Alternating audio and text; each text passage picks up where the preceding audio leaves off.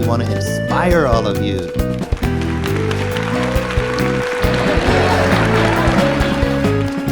all kinds of acting, theater. It's going to be a great couple of semesters. Once in a lifetime. They are your friends. They are my family.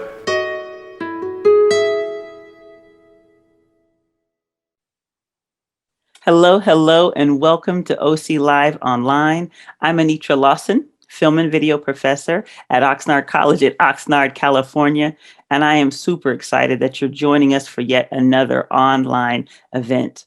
Listen, OC Live Online is committed to keeping us all connected, connected as a campus, connected as a community, and we do that through inspiring and informative arts programs, educational programs, and they are all produced by OC faculty, OC staff, and OC students. So you are in for a treat. In addition, we also want to speak to the moment for the need of anti-racism, anti-oppression, and social justice in our world. So we created a specific segment entitled OC Conversations that speaks to just that, delving into those challenging conversations that we need to have. This episode is an OC conversation that you are absolutely going to love. So thank you again for joining us. You don't want to miss a moment. Stay connected. Welcome to our special edition of OC Live. Thank you guys for joining us. My name is Tim Fontenette. I'm lead business faculty here at Oxnard College. We're here today with a great panel. We're going to have a great discussion talking about our recent elections in the United States. So just to make sure that I do justice to each of our panelists here, I'm going to allow them to introduce themselves. I'm going to start here on my right. Miss Erin Lawley. Erin Lawley. I am a health and physical education professor and also the head softball coach. Good morning, everyone. Luis Sanchez, president of Oxnard College. Thank you. Hello, everybody. My name is Dolores Ortiz. I am proud to teach sociology here at Oxnard College. And I'm Professor Jose Maldonado. I teach English here at Oxnard College. Excellent, excellent.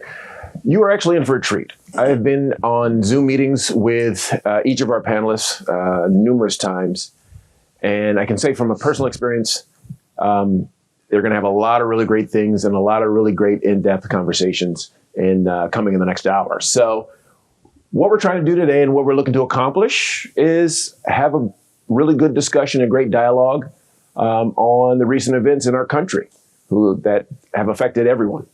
So without further ado, I will direct I have a few questions here, and let's get to our conversation. So I'm going to start us off with Professor Maldonado.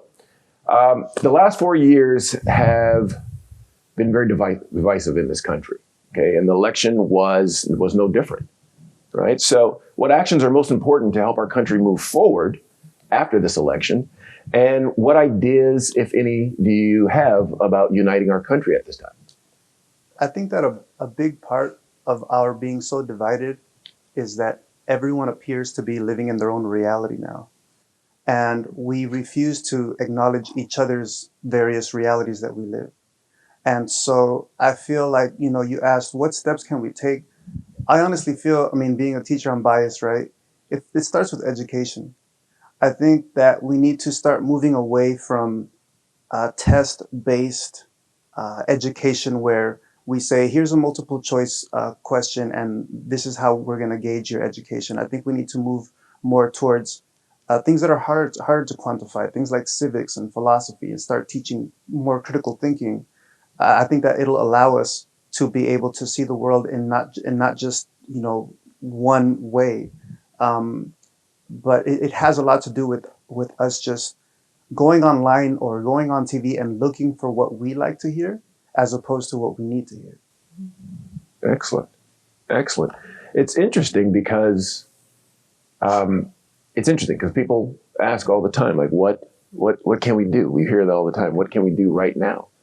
And I think to that point, there are no right now solutions. Mm-hmm. If you say education, we have to understand it's generational, right? So if we're talking about changing the education system, then we're looking at educating the children that are coming up right now.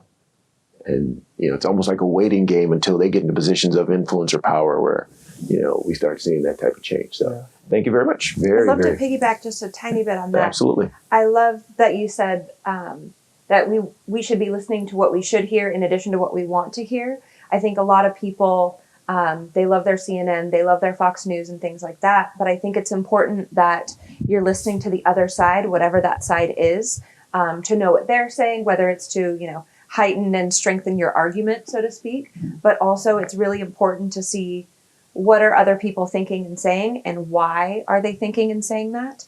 I think if we have a little bit more understanding where people are coming from, that's going to help us be a little bit less divisive. I'm hoping, at least. Yeah. So, I want to hear from like-minded individuals the most. And so what's on my TV and what I'm reading and things like that are going to be more geared toward that. But if I flip on that other channel or read something from a different publication, I think that's only going to make it easier for me to understand where people are coming from, to have those hopefully respectful conversations, even if we disagree. Yeah.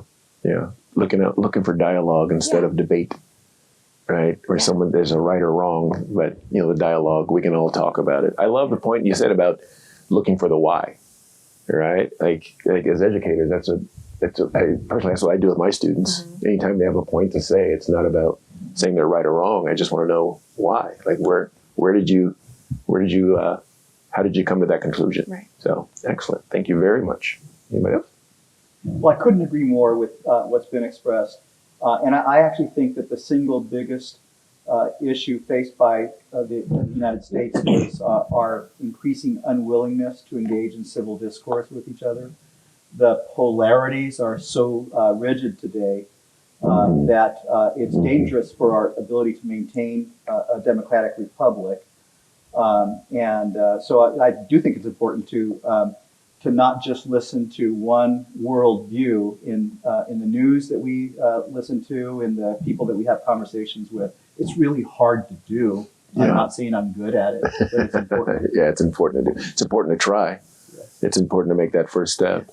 And I can agree with you more. I've said this and echoed this the last few months. It's dangerous. It is. It's dangerous. It's fundamentally dangerous. And the results of the election they're daunting on the one hand, because 71 million Americans voted for Donald Trump. So it's not. I was under the impression that it was a increasingly small portion of America that was backing him, and I was wrong about that. Right. Very, very telling. Thank you for that. And with that, I'm going to direct the next question to you, President Sanchez. All right. Putting yourself in the shoes of a 20-something-year-old OC student, how should they feel about the results of this election? Should they be encouraged by it? Should they be worried? To that point, I was very shocked by that also. 71 million people. There wasn't a great divide there between the winner. And if I'm not mistaken, correct me if I'm wrong, it was the biggest turnout in election history. That's right. And Joe Biden received the most votes of any winning president. But if I'm not mistaken, Donald Trump received more votes than any prior president That's before. Right. And the second most votes of any candidate. President. Right. Absolutely right. So I think from the standpoint of a 20-year-old student, they should both be encouraged and worried. So both reactions, I think, are appropriate. Encouraged because America ultimately rejected the dark version of politics that Donald Trump and his supporters have introduced. And the election of Joe Biden, all the reasons for which he was criticized, I think, are the reasons for which he was exactly right for this moment. We needed somebody who was able to heal the nation. And I don't want to just lay it all on Joe Biden. It's also his sagacious choice of a running mate, Kamala Harris. But his age, his tendency to make gaffes, I think are part of what the nation needs. A transitional figure, somebody who's going to help us heal and bring that divide a little closer together. So students should be encouraged by the fact that America rejected a continuation of the Trump administration, but a little worried because we still have this deep polarity in the nation, and because Donald Trump's supporters accounted for 71 million votes. Yeah. Want to piggyback? Well, I just think that it's encouraging that so many people turned out to vote. I think just that engagement and participation is, part of our social experiment of being a great democracy. And so at the very least, it has ignited something where people are not sitting out the elections and letting their right to vote pass them by. Right. And so I really believe that we will see changes in the future with the demographics and how they kind of broke down. But a lot of the results were very surprising as far as, and I'm sure we'll talk about this future question, but as far as, educated voters, college educated voters, the racial demographic, rural, suburban, there were a lot of surprises. And in that respect, the Democratic Party has not really delivered what everyone expects them to. And the surprise is that the Republican Party has sort of formed a multicultural working class coalition, to everyone's surprise. Yeah. And so I think, a key thing to look at is the perception or the perceived experience of folks and how that is connecting to their vote. Yeah, that's a very good point. This was my first fall being a community college instructor during a presidential election. And since the vast majority of our students, this is their first or perhaps their second presidential election, it was really exciting to see their excitement to be able to exercise their right to vote. The different dialogues we've had in classes and with my softball players as well, that a lot of them were really excited to, have a voice for the first time, which was really exciting to see. It's always interesting to me because, it's this generation, like this age. We always talk about generation, right? But it's always this age. Come on, when we were this age in college, we got the same type of criticism. You don't know anything. You're young. What do you know? And the more things change, the more they stay the same. So it's not this generation X or Y. It's just their age group. Very different. And there's other professor. She and I say this all the time. We should not sleep on this generation, right? They are. It's a little different. They're a little more. They're more informed. Yeah. They're a little more connected, and they see a lot more what's going on. And Erin, I'm with you on that. I got the same thing from my students. They were very engaged with everything that's going on with this election and very in tune. And I don't remember the statistics specifically, but there was a major, there are a high number of 18 to 25-year-olds that showed up to vote in this election, which says a lot. So next question, Jose, if you don't mind answering another one. How do you think what's your opinion on the Electoral College, right? And is it an antiquated system? Does it still have a place in our national elections?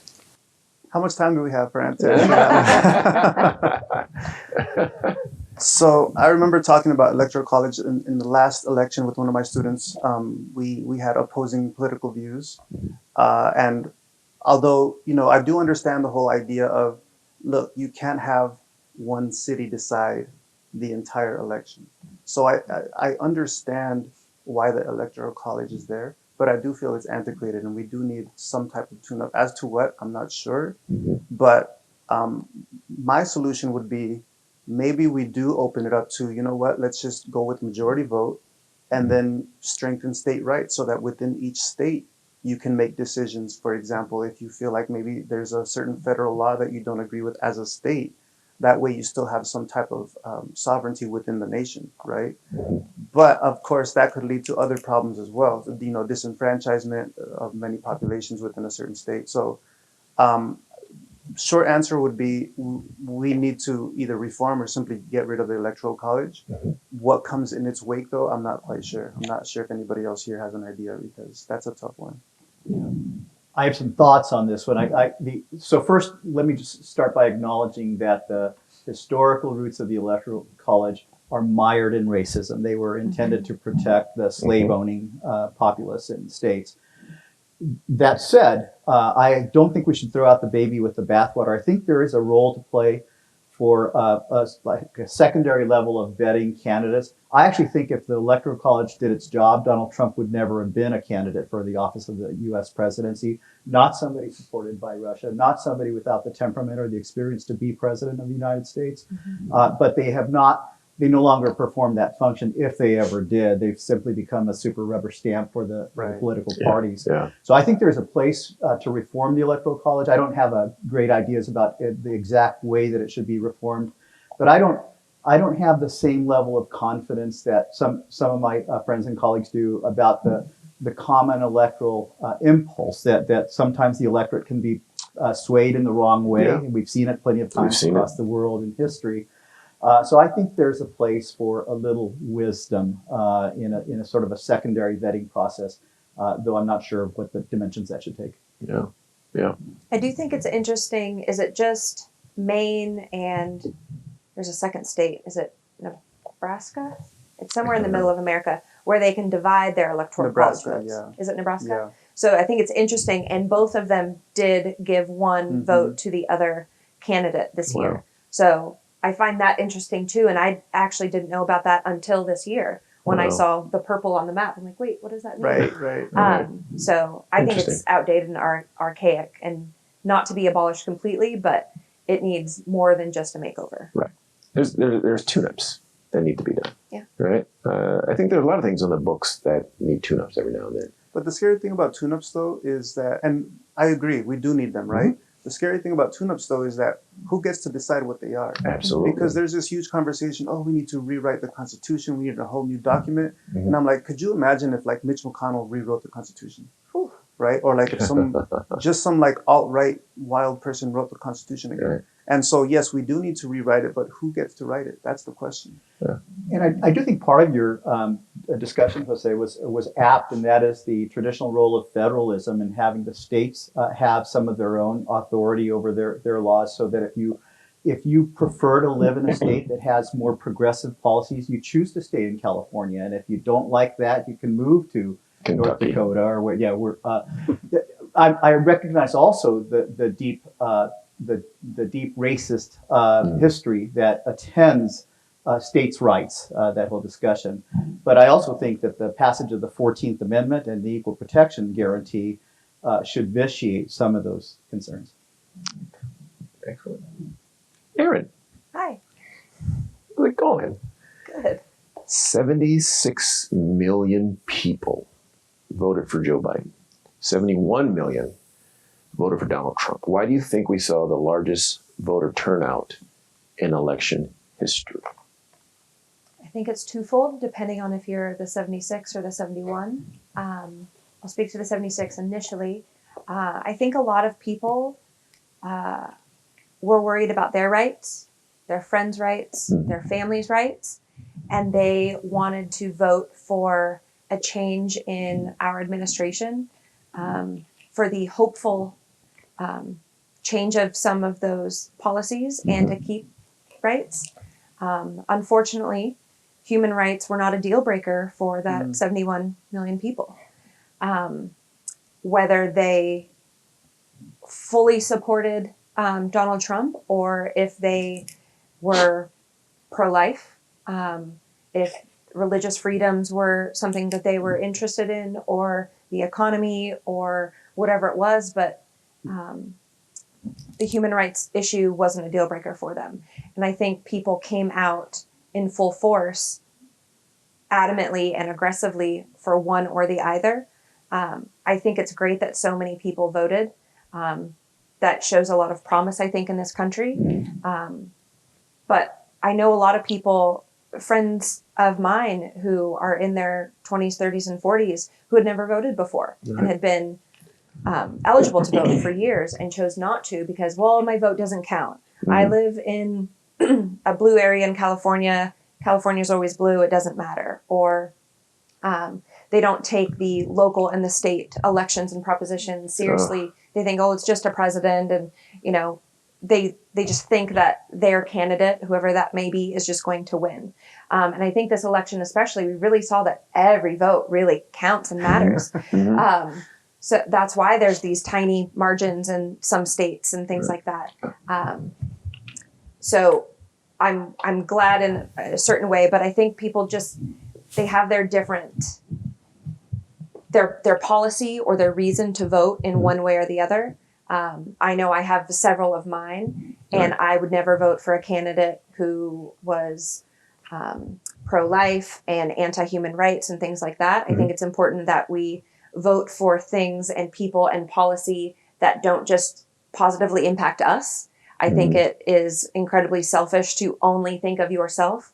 I am embarrassed that I think it's 55% of white women voted for Donald Trump. The statistic, he had more women voters in this election than the last election. And more white women voted for him in 2016, and even more white women voted for him this time. And that's appalling to me.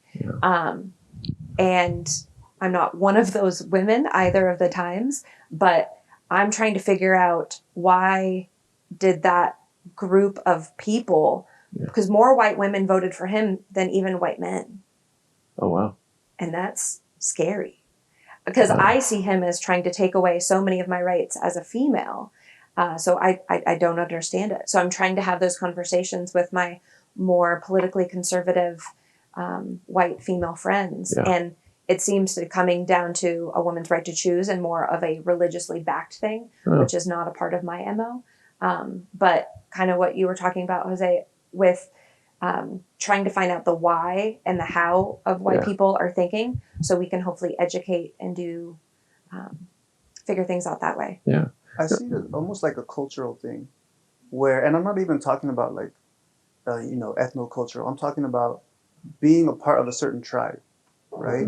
And I feel like if you're part of a certain tribe, you have to, it's all or nothing, right? So, I mean, he had 5 million more people vote for him this time around than last time. I think it was 66 last time, 71 this time.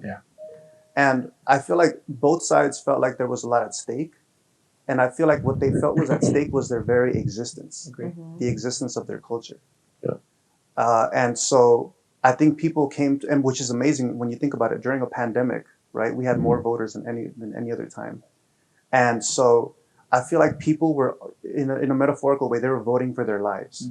They were like, if we lose, my way of life, my culture, my tribe is going to cease to exist. And so I need to show up to ensure that we preserve our culture. Cease to exist or be threatened in a way. Or be threatened. Or be threatened in a way. And you heard Lindsey Graham say, if we lose this election, we'll never win another election again. That's sort of underscoring the tribalism that I think absolutely. Very, very much. Very much. What's that? Fingers crossed. You know what? I want to stay on this for a second, because it really was. I mean, Erin, you brought up a lot of great points, and one thing personally that bugs me are single issue voters. It blows my mind. And there's so much more. There's so much more to it, but also, again, it kind of delves into how layered it is, and it goes into other things we're talking about today. You know, and it's single issue voters, it's tribalism. Just a general question, and anyone can answer. Like, was it policy you think more people came out for? Was it tribalism? Was it single issue? A lot of what I heard was a lot of people came out for the character vote also. President Sanchez, you had said earlier, someone who didn't have the experience, the character, to hold that office. What do you think, any of you guys, what do you think of those headlines held the most sway? The policy, single issue, was it a character thing? What do you think? I personally don't think it was policy. I think people were voting their tribe. I think people were voting their group. Because when I look at the conservative side, the Republican side, I really don't see much policy other than opinions. You know, let's build a wall and keep everyone out. Let's keep the Chinese out by not letting them fly here. Let's, not allow people to practice Islam, for example. So it's all like, it's the group, it's the tribe of no, right? No, you can't do this, but I can do all of this, right? So I don't think that people were like more sophisticated about policy this time. I think it was more like, this is how I feel, and I'm going to vote with my gut. You know? It's interesting. It's an interesting point, because a lot of what I've heard this past election was talking about that. A lot of people that voted Republican weren't really voting policy. They were just voting because you said that you're going to hurt someone that I don't like. Right. Because otherwise, what happened to balanced budgets and living within our means and free trade worldwide, all of the traditional Republican notions that went out the window. Went out the window. Very much went out the window. It was an interesting point over the last couple of months that I love to see, because a lot of Republicans always talk about the Reagan Republican Party or even the Bush Republican Party. Bush won. And there was a lot of really good footage about showing Trump talking about immigrants and how he felt about immigrants and how he despises them. And then clips going right back to Reagan and Bush 1 talking about the inclusion of immigrants and welcoming and finding a place in our economy and stuff like that. So it's just very intriguing. I love the phrase "United States of Amnesia," and to your point, like, I think a lot of people hope it continues, or this type of awareness for our election continues. Either way, a lot of people are saying, look, this is a great chance for the Republicans to regroup and kind of shade back to the middle, get someone up there who's respected. But we'll see. Like in 4 years, we could have a whole completely different narrative. And to your point about character, there are certainly some Republicans that have rejected Trump. There are very few, but there's Mitt Romney and there's Sidney McCain. Publicly. And very few that's publicly, like David Brooks, George Will, Bill Kristol. And for me, character is foremost. In fact, if the candidates had traded places on policy, I might have voted for the opposite candidate. So I when Donald Trump mocked the disabled reporter, he crossed the line. I wouldn't have voted for him for dog catcher, let alone president of the United States. And I see the video of Joe Biden embracing the young man with Down syndrome whose father was shot. I see him handing out his card to the young boy who stutters. Mm-hmm. I see his long-term loyal marriage. And those character attributes, they matter more to me than policy. So if those had been Donald Trump and they'd switched sides on policy, I might have voted for the other side. It's very interesting how if at first you don't succeed, lower the standards. I want my president to be a good person. It's been interesting what's been allowed. Right. I think, policy and character have been overlooked. And part of that missing piece is the psychological effect of the use of fear, theater, political theater. Unfortunately, because a lot of analysts are kind of scratching their heads, like, how did this happen? How are these changes occurring with demographics where we would predict they wouldn't? I think that was unfortunately, an effective tool to say, if you don't vote for Trump, here's what's going to happen. Right. Your freedoms are going to be stripped. The economy is going to tank. You will not have a job. It will shut down the government. This caravan of immigrants is going to overtake the nation. Right. And that, especially the whole anti-immigrant stance is just a recycling of various waves. So in the early 1900s, it was ethnic European immigrants, right, who were the wave that was flooding the country.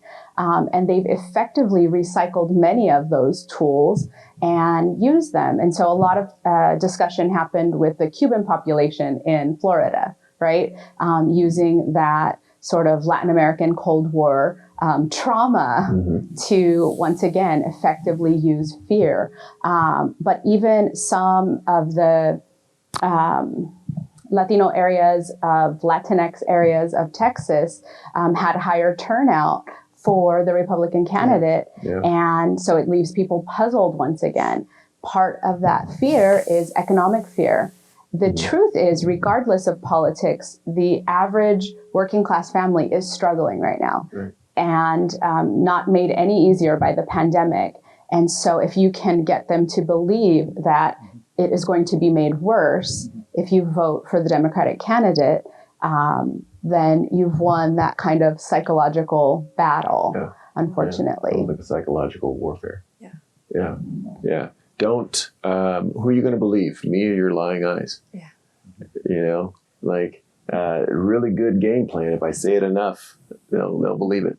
Yeah, Right. I would love to see a statistic, and I don't know if it's possible to see the difference between who you are registered as a Democrat, an Yeah. independent, Green Party, Republican, et cetera, and who you voted for. Yeah. I would like to see the difference between 2016 and 2020, if that's a statistic we could find. Yeah. For me, this election, though I'm a registered Democrat, it was so much more than just Republican versus Democrat. It was about human rights and those types of things. So it was just very, very different. But I've spoken to several registered Republican, born and raised, my grandma, for one. Yeah. And in the primary, she wrote in Biden. I'm like, Grandma, that doesn't really work that way, but I love your enthusiasm. But come November, she was thankful she was able to really vote for a candidate. Yeah. And she's been a born and bred Republican her entire 84 years. Wow. So I imagine there are quite a few, and likely blue who voted red and things like that. Yeah. But I would like to see how many people voted for character and policy and their tribe rather than just party voting. Yeah. Yeah. Very interesting. We've seen a lot of movements come about the last few months. You know, I usually try to, I guess, shy away from looking at individual like news stations or more influential type things. But one thing that caught my eye the last couple of months was Republican voters against Trump, RVAT, right? And the Lincoln Project. I don't know if anyone's familiar with the Lincoln Project. Mm-hmm. I mean, they were hell bent. Like this was their mission, you know, for the last year. And if you go on YouTube and you're watching these videos, really, really smart what they did. Not too long, 1 minute to, let's say, 4 minute videos, right? Enough to get your attention and enough to have you watching multiple videos at a time, which guilty, guilty. Short and succinct. Yeah, very short and succinct. And so I thought about that when you were saying like who, you know, because they have Republicans coming up like, look, I did it. I voted for it in 2016 and no more because of X, Y, and Z. Mm-hmm. And I'm encouraging other registered Republicans to do the same, you know, for the same reasons, or hell, you might even have your own reasons. So I wish we could have that data, but, you know, we'll never know. But just curious to think about it. I wish we could have that information. Yeah, I think it'll be neat. Dolores. Yes. There is a popular phrase. I love this phrase. It's my favorite. It's such a good phrase, and as a you know, as a minority, I'll just get to it because I can't even express it right now. So, popular phrase says, "You can't be it until you see it." All right, you can't be it until you see it. What impact do you think Vice President-elect Kamala Harris, a daughter of immigrants, will have on immigrants and young girls of color going forward? So I think the impact is great and almost immeasurable because it will be a generational impact.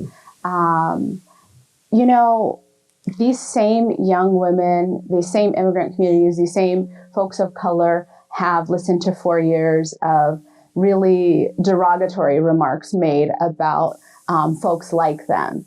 And so in one way, in a superficial way, but in a representative way, this is sort of validation that folks from those communities can rise to the second highest office in the country. And so I think what's really important, and you know, we also saw this with Obama, is that it's not tokenistic representation, that it's substantive representation, where those communities of young girls, immigrant communities, girls of color, folks of color, will have policies that impact and better their lives. But a lot is to be said for this, you know, ceiling, this glass ceiling being shattered. Many people have said it couldn't be done. We've seen how difficult the sort of gender glass ceiling was with the Hillary Clinton campaign. And this is just one way that young women of color, immigrant women can actually see themselves and visualize themselves. And even though, you know, I set out saying it's a superficial representation until we get the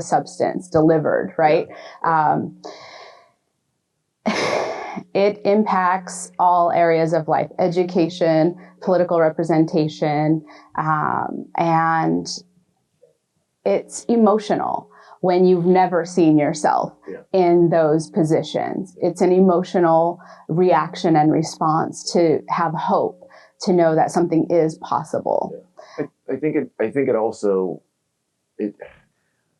our perspective isn't clear sometimes, meaning sometimes we're very, as a society, very myopic. What's going on right now, right?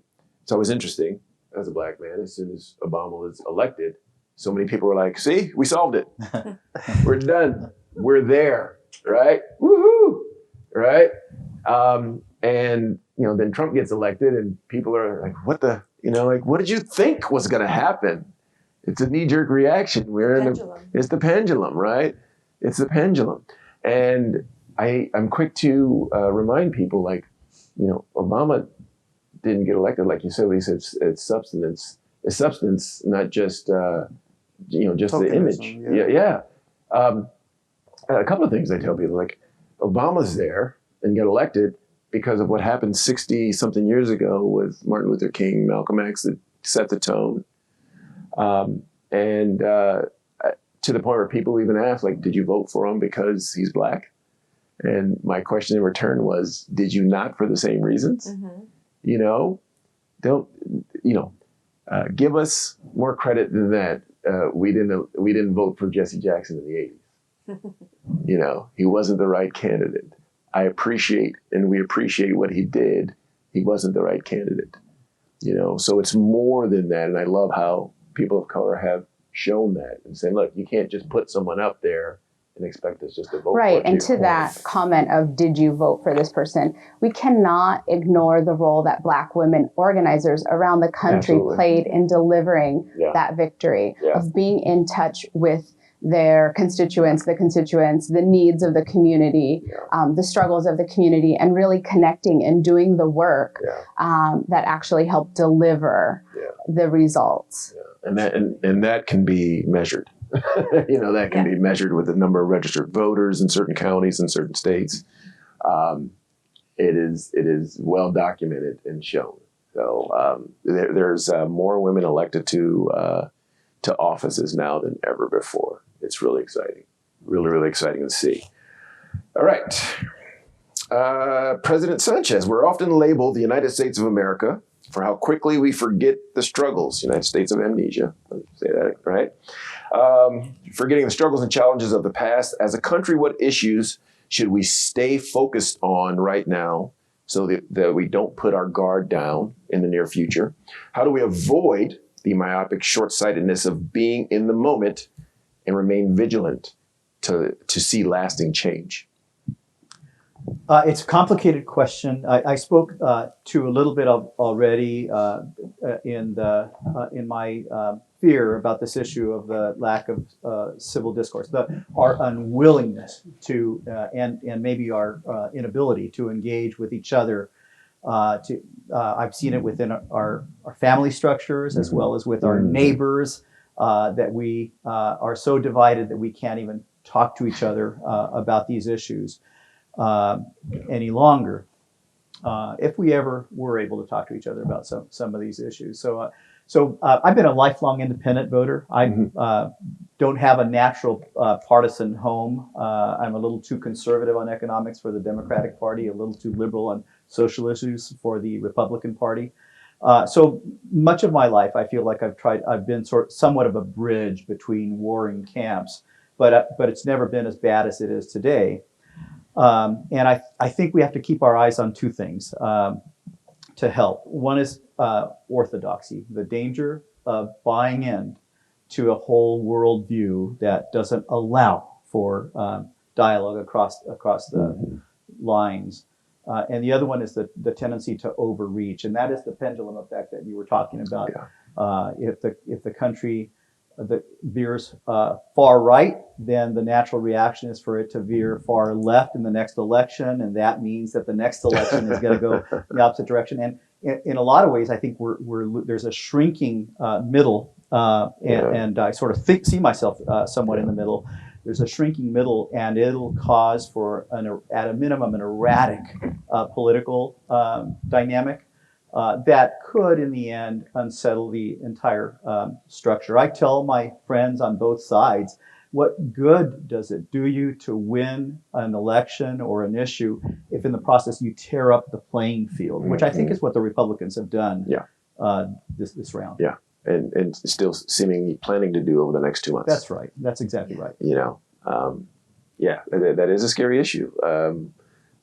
Cutting off your nose to spite your face. That's right. But the danger also exists on the left. Yeah. It also exists with a Democratic Party. If they go way too far, it'll also continue to bring about that havoc. Yeah. So I'm hoping, again, like I said before, we can start finding moderates in the middle. People who are willing to work together is the number one thing. And checks and balances do have benefits. Yeah. So if all three sides are left or all three sides are right, they might get a lot done, but at what cost? Right. So. And what done?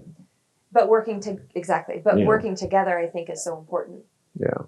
I think, too, the notion of just a two-party system is detrimental and damaging to our fundamental democracy. I tell my students, they always talk about gangs in the inner city. I'm like, this is the biggest gang problem in the world, right? Blue and red. Right. You have blue and red. I have no idea. I want to know the history of the elephant and the donkey, first of all. I don't want to ask. I'll look that up myself, but you know, I don't know if that's a fair fight. But we'll just stick to the red and blue. But it's like the biggest gang problem in the world. It's all or nothing. It's what you're talking about. Like, this is what I believe, and I'm not going to listen to anything else. And it's about I'm right, you're wrong. That's right. And yeah, that can be very. It's damaging, and we're seeing the damage done. I'm waiting and hoping either another party emerges and people start giving the credit and the movement happens, or we find some moderation between these two. What is the single most? I'm going to open this up. What is the single most important issue that Joe Biden, Kamala Harris, and the Congress need to focus on right now? Whoever wants to answer that, raise their hand or just speak. And I'm going to fill in the silence with...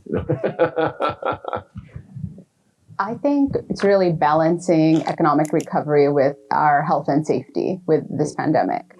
So we keep seeing record cases per day, just in this recent week, post-election, as well as outbreaks from the election night party at the White House and the Supreme Court Justice confirmation celebration.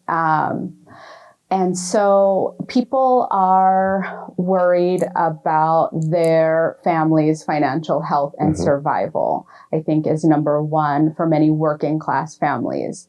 But at the same time, if they've been told that the only way to be financially secure is to not care about the pandemic and that it's a hoax and that we don't need to take precautions because safety means sacrificing economic growth. And so that's back to, the perception, not necessarily the reality. So taking into account and bridging that perception gap, knowledge gap, with educating folks with a plan that ensures both things are cared for, both things are managed. And then how exactly, tell the country, how are you going to ensure their financial security? Yeah. My initial response was also going to be the pandemic, and I think it still is. But my only concern is, and you kind of brought this up, if the pandemic is a hoax in some people's eyes, right? Then that means that whatever solution Biden and Harris come up with is a hoax as well. So they're not going to get any credit for it because they're going to say, well, it was fake anyway. So what did you really do? I thought about that before. Yeah. Even like, let's say I'm, somebody who does not support Biden and I'm having a rough time because of the pandemic, right? And they come up with a solution and my life does improve. They're going to say, well, you know what? It was never real anyway. I'm still on this side over here. I'm still against them, Absolutely. And so the root of that would be how we get our information. Now it's difficult because we've let, once you let Pandora out of the box, or once you open up the box, the stuff's not going to come back in. Yeah. So is there a way to regulate things like QAnon, for example, right? Is there a way to regulate all these fake ways of getting information out there? And all these incredibly biased news agencies, right? Like Newsmax, for example. Yeah. So, yes, absolutely. The pandemic is the first thing you have to do first day. But I would say we need to start figuring out a way to put a cap on all of this, the democratization of the internet and information. Because now anybody can say anything. Yeah. During the election, you had people posting videos about, oh yeah, people were throwing away ballots. It's not true at all. Right. But it gets millions of views and people run with it. Right. Yeah. I think, if I can say, I think, I talk about this with my students all the time, how valuable information is, right? And we're living in an age right now, if we choose not to watch the news, we're not informed, but if we watch the news, we're misinformed. Exactly. And people run with that information and it's dangerous. And I'm with you. That is systemically one of the biggest challenges in faults is facts are facts, but perceptions are realities. And so if we're getting different information and it's shaping our perceptions, we are going to, like you said, we're going to keep living in these alternate universes and never, open up and listen to someone else. Exactly. And I totally agree with my colleagues, but I got to put in a little bit of a plug for climate change. I think if we don't deal with that existential crisis, there won't be a playing field to talk about. Yes. And to Jose's point, also the same thing. That's right. It's a hoax. People don't believe it because of the way we get information. Yeah, because of how they get information, and so that makes it challenging to be able to deal with it. Yes. Makes it challenging to be able to work on it. Climate change and COVID are science. It's not opinion based. No, I hear you. Education. It goes back to education. It goes back to education. That's how we're going to wrap this whole thing up. I think it also speaks to the role of leaders in the Republican Party to denounce that misinformation.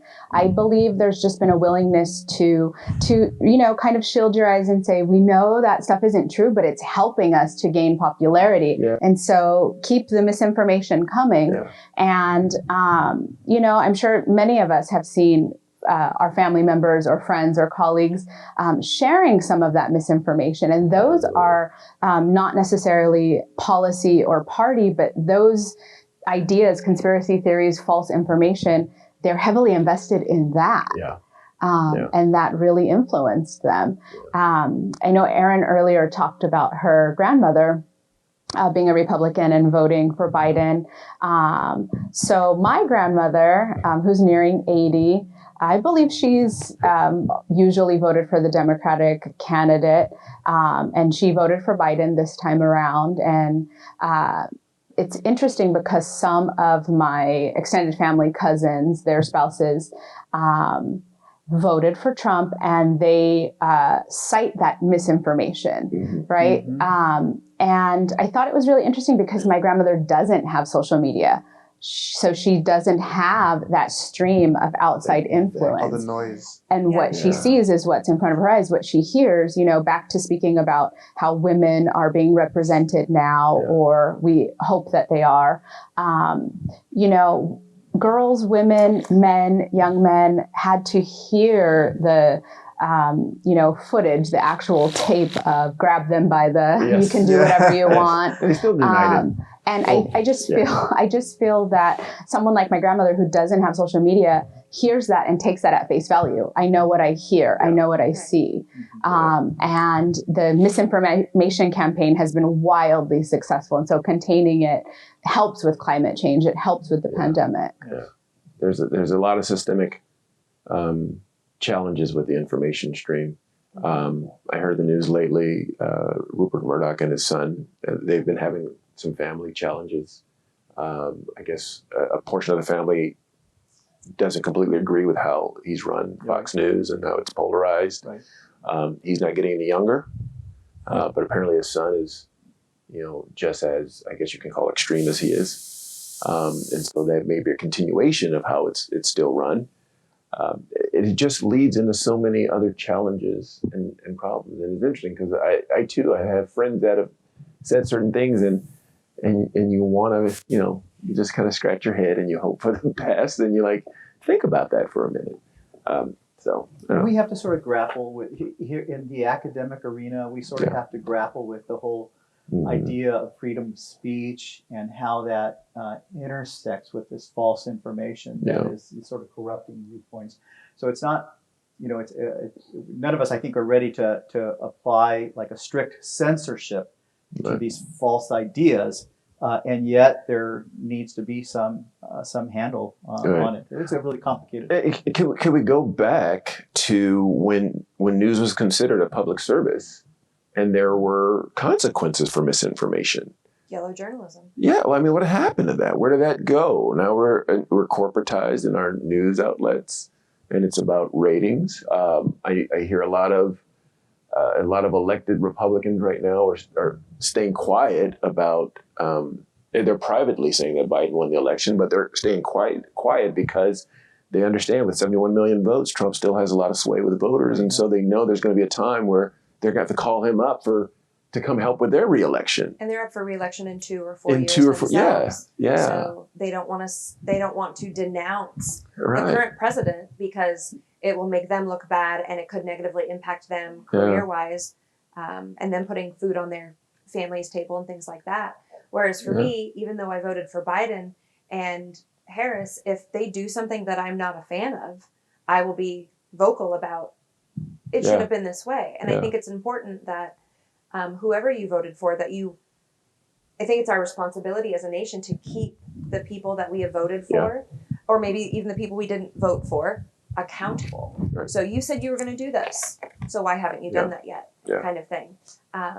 Whereas I'm just seeing so much, I'm going to hold on to my party, and even though I don't like him, I think he's actually really awful, but I'm going to vote for him anyway. Cult of personality. Yeah. I love that. It's been cult of personality. But the thing is that what leads to that mentality, right? Yeah.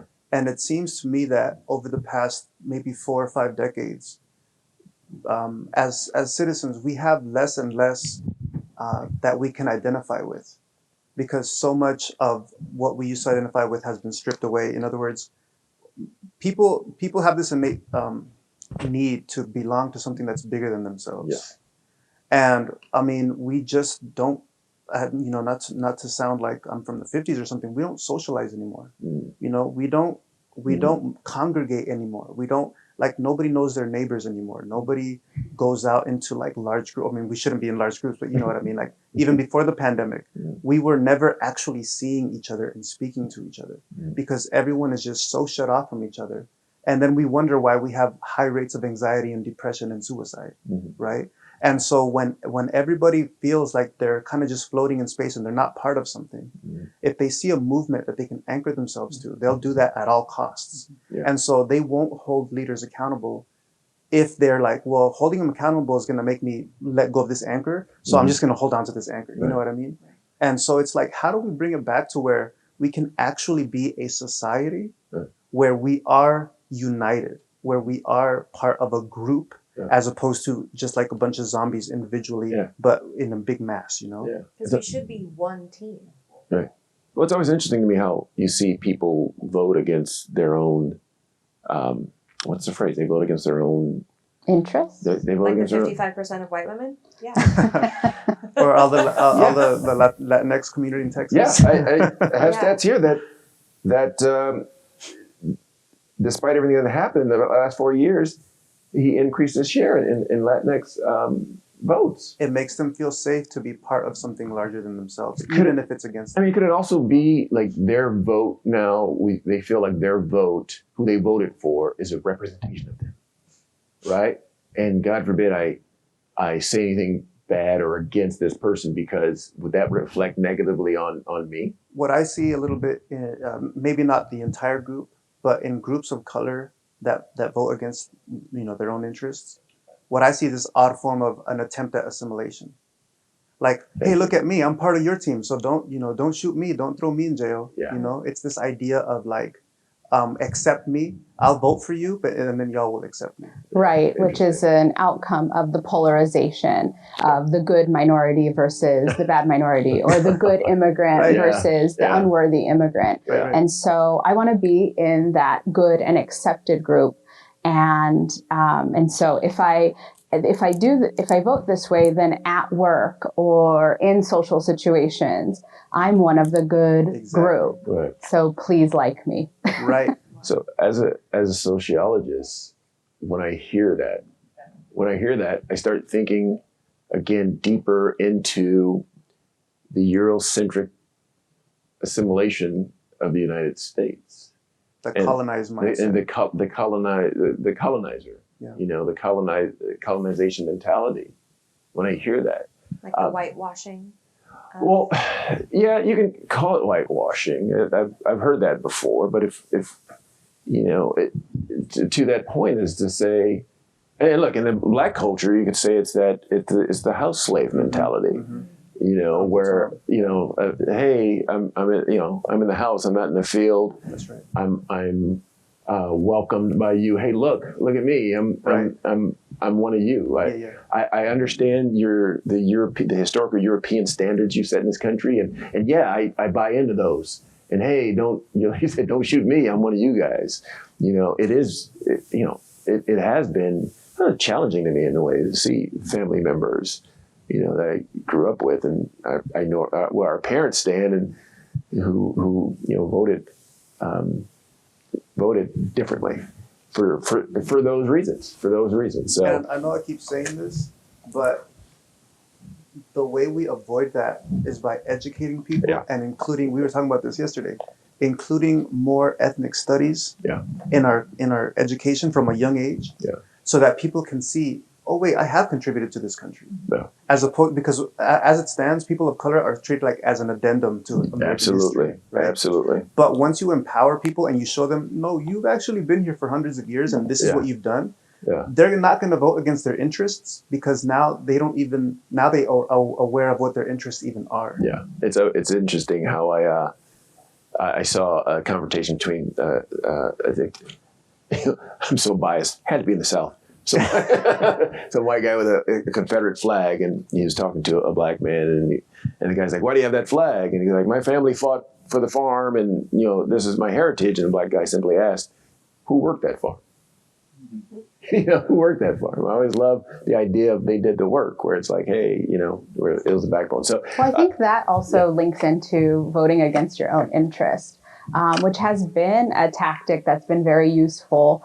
So one of the misconceptions about the historical South is that every person who was part of the white community was a plantation owner. That is just simply not true. Right. There's a minority who were wealthy owners, and then the majority who were people who were economically struggling, poor whites. And they consistently voted against their own interest. But for what W.E.B. Du Bois called a psychological wage, a reward, a social reward, of feeling better than others. And so perhaps we see that now with various groups of color who are receiving, in their perception, that psychological wage. But not to dismiss that the groups are not homogeneous as much as they get homogenized. You know, they're complex. They have their various issues and viewpoints. But I do see the connection. Yeah. So I have one more question I want to get to, if we have time, because I think it talks about closing out. But lastly, to that point, that's why I want to push for more ethnic studies. I want people to learn the history of all immigrants, and you know, my oldest son, we started homeschooling, and one of the main reasons is I want to teach him more African studies. I want to teach him more of his heritage. I want to teach him we were kings. You know, not what, you know, is classically taught in school, or like you said before, Jose, not just memorizing a fact and then writing it down on a piece of paper because you can recall it.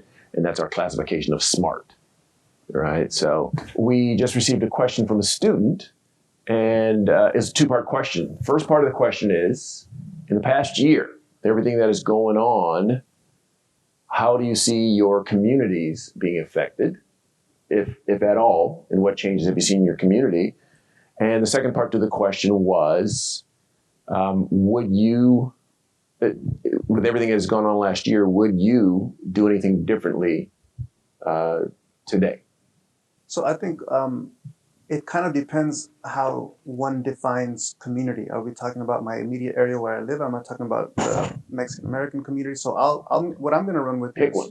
Yeah, I was going to say, you know, I'm looking at the Latinx community, and I'm seeing how whenever something like this happens, the disenfranchised are the ones that get it worse, right? Yeah.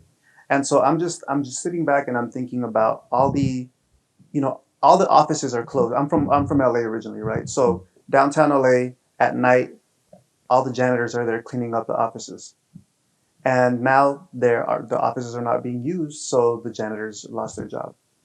And then I'm looking at, okay, well, what about the restaurants that are shut down? Well, who runs the restaurants? Who does the cooking in the back, right? You look back there, it's all brown faces. And then we talk about education. There was a video that was posted not too long ago. I'm sure you probably remember it. 2 little girls doing their homework outside of Taco Bell because that was the only place that had Wi-Fi. And so how has it affected my community? It's been devastating. We've lost our jobs. We've lost our school. We've lost food.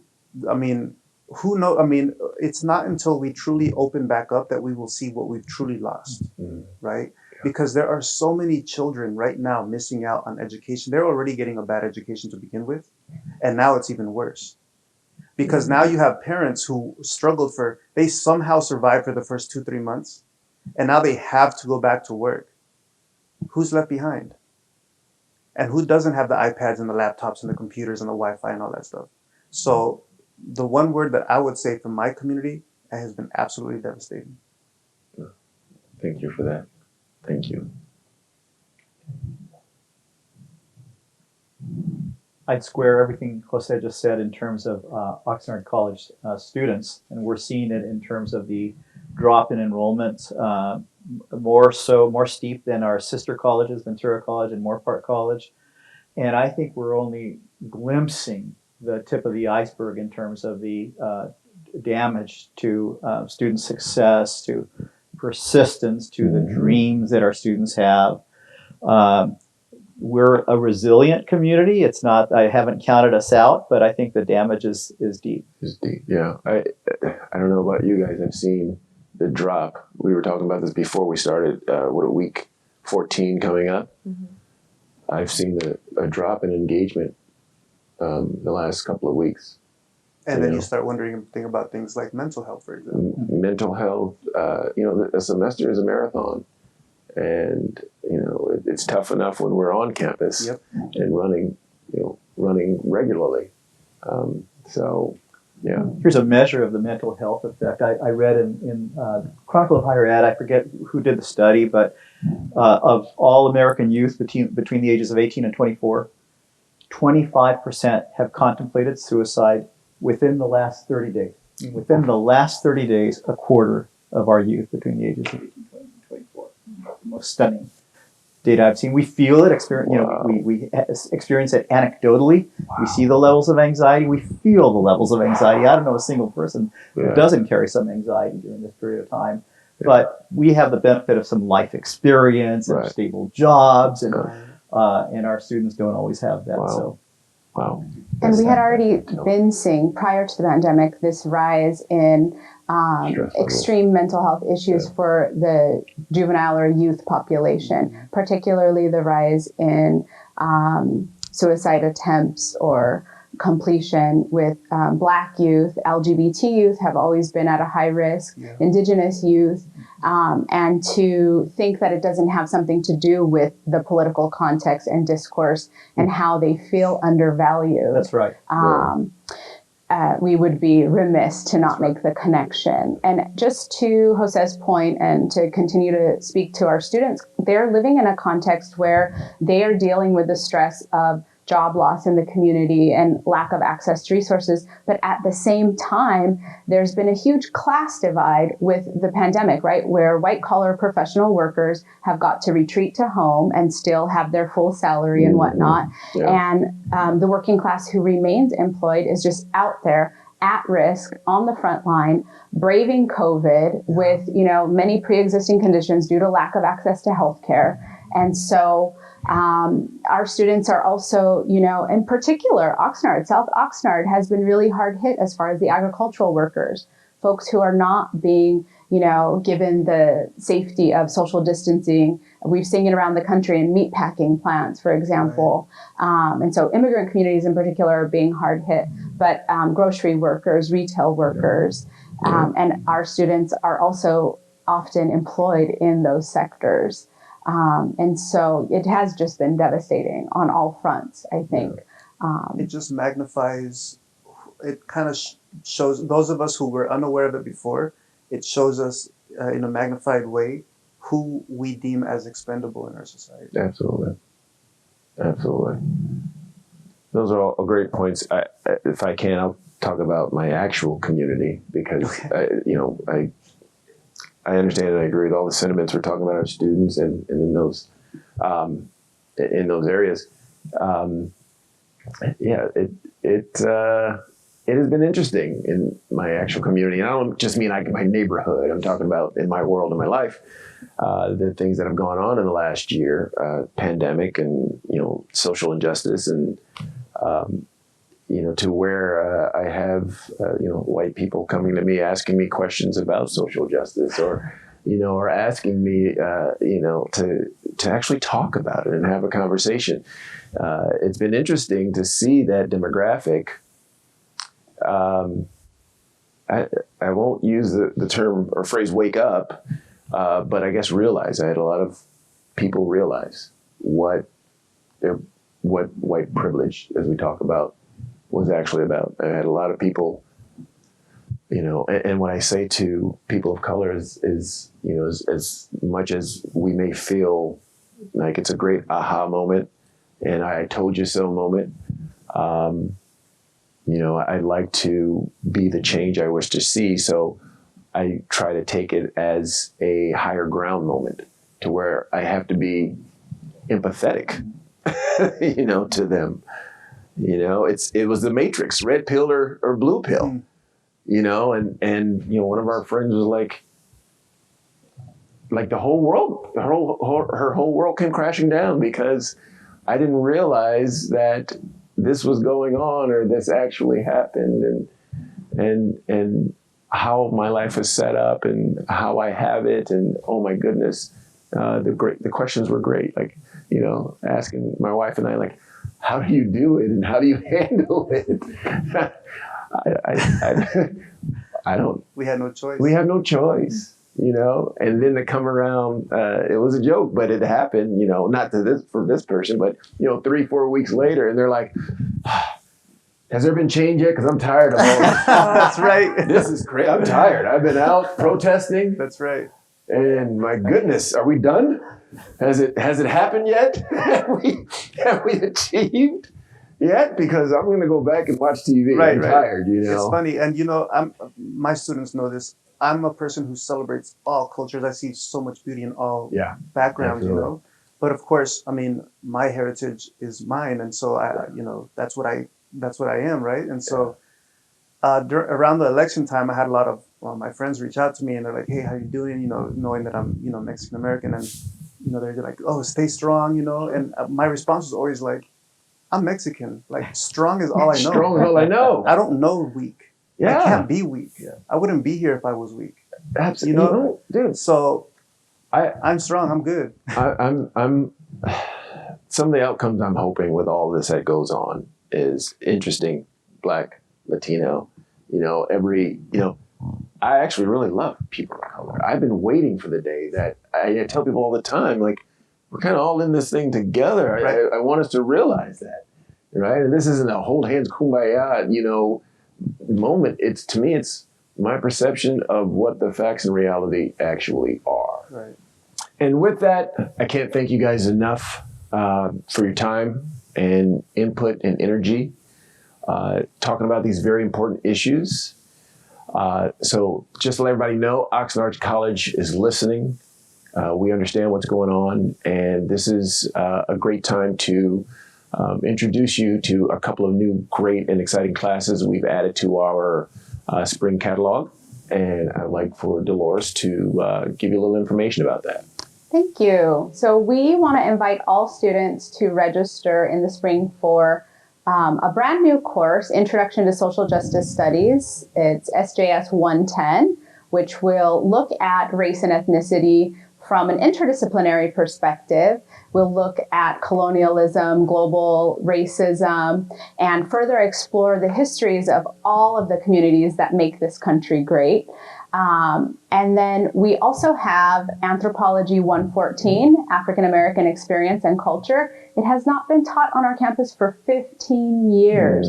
So this will be an amazing exploration from an anthropological lens, but it also includes, like the Harlem Renaissance and just also a bit interdisciplinary. So these are two amazing courses where students can learn about others, learn about other cultures, perhaps learn about their own culture, and explore, the amazing, diverse perspectives and experiences that groups in our country and their contributions have made to our society. Thank you. Thank you so much. I might sign up for these classes. I looked at the description and they look incredible. So make sure you go out and sign up for these classes in spring 2021 semester at Oxnard College. And with that, I hate to say goodbye, so I'll say I will see you later. Again, we thank you guys for your time. President Sanchez, very much appreciate you being here, sharing with us today. Erin, Jose, Dolores, we thank you guys very much. And until next time, we will talk to you and see you soon. Thank you for joining us.